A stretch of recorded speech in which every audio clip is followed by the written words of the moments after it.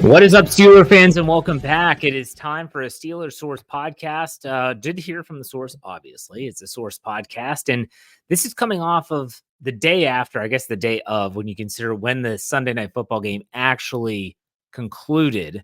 And this is when the Steelers offense just failed to ever get any type of momentum. They failed to ever do anything consistently. And a lot of people were wondering what's the next steps. Well, in case you haven't noticed, Davante Adams, which we had a Source podcast last week stating that the Steelers were legitimate players. Those are the words from our source in that trade negotiation. But they're not alone. When we told you this last week, that there were other teams interested in Davante Adams, mainly the New York Jets and the New Orleans Saints. Both quarterbacks, Aaron Rodgers and Derek Carr, have a rapport, relationship, and a history with Davante Adams. But on Monday morning, I got a phone call from our source, and he said, you need to put out a podcast that says the Steelers are still in on Davante Adams. That a lot of people were wondering, like, are the Steelers just out of it now? Because you hear these other reports from other sources, and they're saying that Adams wants to play here. He wants to play with this quarterback.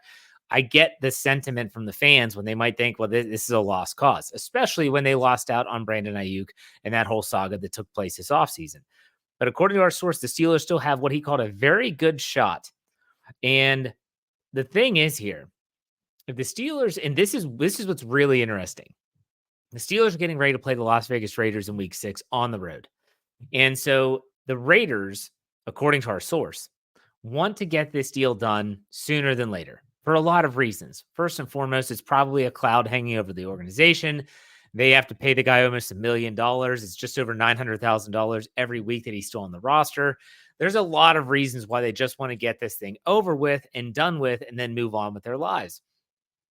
With the Steelers playing the Raiders this week, though, if this deal doesn't happen soon, that is only going to increase the chances of the Steelers actually getting Davante Adams and being the highest bidder. What do I mean by that? So if the best offer that they get is from a team like the Jets, from a team like the Saints, they're going to probably make that deal this week, probably sooner rather than later. Heck, it might have happened by the time you're listening to this podcast. But if it lingers and all of a sudden it's Thursday, no deal has been done, the weekend comes and goes, that is a good sign for the Steelers. The Raiders, according to our source, are not interested in making this trade prior to Davante Adams playing them in that game. So in other words, if let's say that they agree to terms with the Steelers, they don't go with the Saints, they don't go with the Jets, and they're thinking, okay, the Steelers, that's the offer we want. They're not going to make that trade before week 6 and have Davante Adams going to Las Vegas and playing against his former team in the Raiders. They're going to wait, and then the deal would be done post week 6, and it would be ahead of the week 7 game for the Steelers that would be hosting the New York Jets on Sunday Night Football. But again, this deal could get done, but the longer it happens, the longer it doesn't happen, the chances rise for the Pittsburgh Steelers to possibly get this done. We're going to have to see how it goes.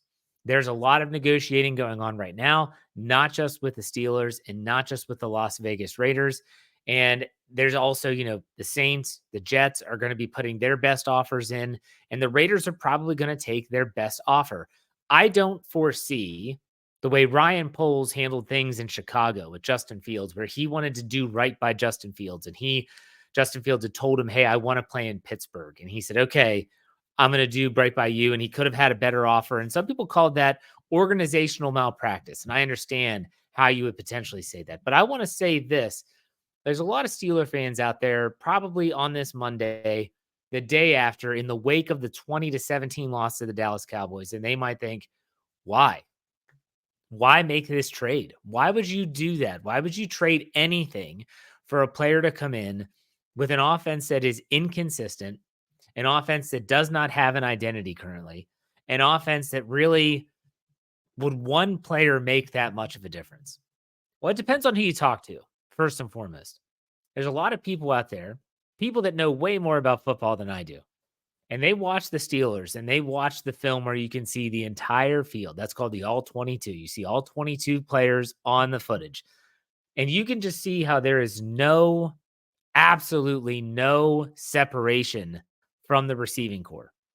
And George Pickens is a very good player. George Pickens is an emotional player. Don't get that mixed up. George Pickens, though, like a lot of receivers, especially early in their career, could benefit from having someone opposite him to get the defense's attention. Even last year, with Deontay Johnson in the lineup, they were not allowed, meaning they, the opposition, were not able to just put 100% of their attention on George Pickens and say the other guy's going to have to do it, because Deontay Johnson was capable at creating separation. He was capable of getting open. Didn't mean he always made the catch and didn't always make the play, but he was more than capable of doing those things. If the Steelers were to get Davante Adams, would it be the key to unlocking the offense? And I don't know if there is one key. It would certainly go a long way into helping. And what I mean by that is that if you have a Davante Adams, I don't know, some people believe that he has a hamstring injury. I'm not sure if I buy that. But still, the hamstring's supposed to be healed. If Davante Adams is healthy, if Davante Adams is capable, and we know that he can be, having him opposite George Pickens is only going to help the offense. No longer will a team be able to say, well, we're just going to double George Pickens. Good luck beating us with a Pat Freiermuth, with a Calvin Austin III, a Van Jefferson. Hell, even throw Roman Wilson into that mix. It doesn't matter. Defenses are going to take their chances opposite George Pickens, and they're essentially saying, we're not going to let George Pickens beat us. But if you have a Davante Adams, I think that it's really important to note that then you can't just say we're going to take out George Pickens. So this could be a win-win situation. A lot of people are wondering what it's going to take to acquire Davante Adams. We have heard a second-round draft pick and potentially a player. Latest rumors were that third-round picks were kind of the watermark in terms of these negotiations. I have not heard that from our source. That's just what we're hearing on, the overarching social media realm. But I think when you look at this and you look at, could Davante Adams help? He absolutely could help. And people need to remember the Steelers are still 3-2. They've only played 5 games in a 17-game stretch. If you can get Davante Adams and he can help, and you get healthy running backs back in the lineup, Jaylen Warren didn't go on injured reserve. Cordero Patterson didn't go on injured reserve. The offensive line, hopefully, I just knocked on wood for those that are superstitious, are able to stay healthy and develop a core and start to gel. Isaac Seumalo with his first game back. Mason McCormick, who likely is going to be that right guard for the rest of the season if he's healthy. The bookends of Dan Moore Jr. on left tackle and Broderick Jones on the right side. If you start to develop some continuity and getting healthy, having a Davante Adams can be a difference maker.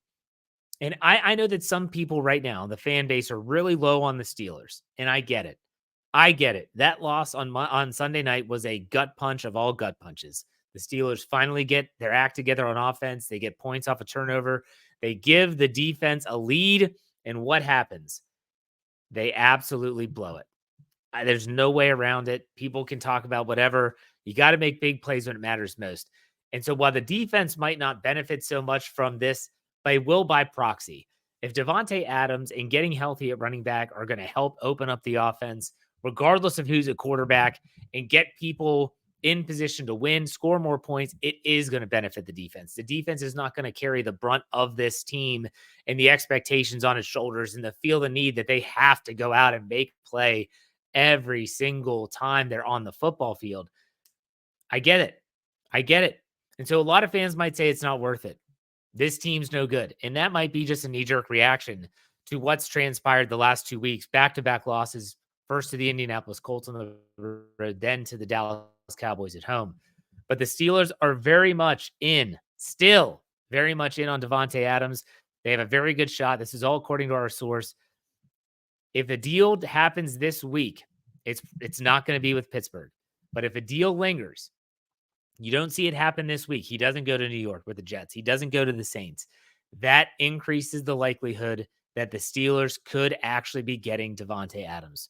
A couple of things that I'll be curious about is not just what they gave up, what draft pick did they have to throw in a player, but also, are they going to be able to negotiate a contract with Adams, or is he just going to be purely a one-year rental, essentially what they had with Allen Robinson last year, where you had him under contract. You knew the elevated salary after that year. You're going to cut ties with him so you don't take on that cap hit, because none of Davante Adams' money the next 2 seasons is guaranteed.